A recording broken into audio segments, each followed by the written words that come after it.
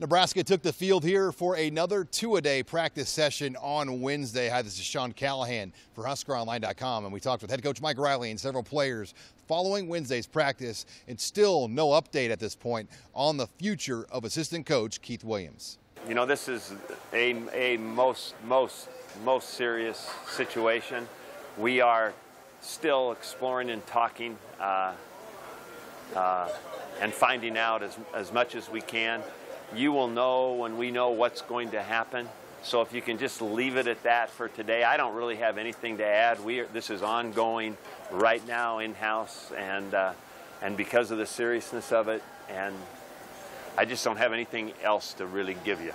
Okay, and when I do, it will be definitive, and that will be it.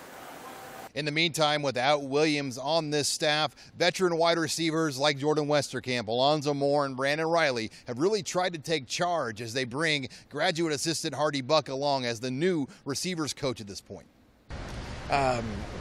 We've been okay. You know, it's business as usual in there. Coach Hardy Buck's he's taken over, and he's been doing a great job. And you know, we come out here with a great attitude still every single day, and we get after it. So we've still had a real positive attitude throughout the whole thing.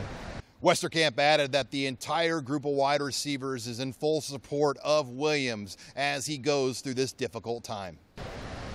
I mean, it's tough. Just your position coach specifically for the wideouts, it's tough because it's a guy who's out there every single day with you. But you know, we're all praying for Coach Williams, and we're just waiting for him to come back. August has obviously brought a unique set of circumstances for Nebraska with the death of Sam Foltz and now this most latest incident with Coach Keith Williams, and Riley feels like his team has done a good job of handling it. We've had an interesting year that way, and Tom, I think, do I worry or think about it? Yes, absolutely, because there are things that have to be on their mind almost continually. But the thing I'm impressed with is how they just go perform. They put a smile on their face. One of the most important ingredients to me is this has to look like they're enjoying it. You know, it's just like for anybody going to work. The attitude you bring and how you present yourself and how you like doing what you're doing means a lot to me about how it's going to go. And so for whatever reason, however they've done it, with all the stuff that's gone on with these young men, I think they've done really well that way, so I'm impressed. I think as a unit we've handled it pretty well. I know we've gone through a lot this whole summer, especially at the end of it.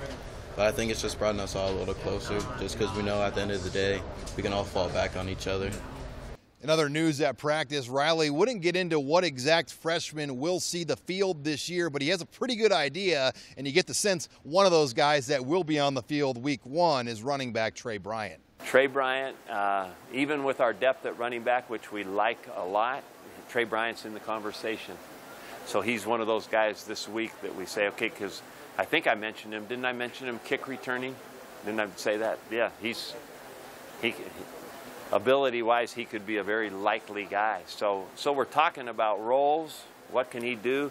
If we use him as a kickoff returner, we will certainly not just let him watch the games as a running back, and we will get him more involved in other teams. And he's in all those conversations as we kind of figure out how we're going to do it. One of the most important things that is looming right now out there for us is red shirt and not red shirt. That's right out there soon. So we're constantly talking about that. Switching over now to the defensive side of the ball, two players that redshirted a year ago were Carlos and Khalil Davis at defensive tackle, and they feel like that extra year of work has gotten them ready for what they're going to see here in 2016. A year ago, you know, I was young. I thought I was ready to play, but I had no idea what it meant to play and be in that role. And this year, you know, you kind of take on that role, and it's a lot different. And I'm ready. You know, we worked all spring, all winter, and just getting myself ready to play. And it's a different level, but we're ready. Did you kind of think a year ago, hey, I can just chase the guy at the ball? That's all I got to do. I did, and it's a lot more than that. It's knowing your plays, knowing why you do that stunt, knowing where to go. And so each day, you know, that's what we're working on. Sometimes after practice, we're working on stunts and stuff. This year I've just kind of been more focused about practice and been more serious about it, because last year I just kind of sat around until the end of practice and the young guys ran plays, but this year I got to get engaged by the beginning of practice till the end of practice. So I got to be focused all the time. Riley also added that linebacker Greg Simmons returned out here on the practice field with his teammates, but still is recovering. Linebacker Michael Rose-Ivy also remains day to day. With the Huskers here in Lincoln, I'm Sean Callahan of HuskerOnline.com.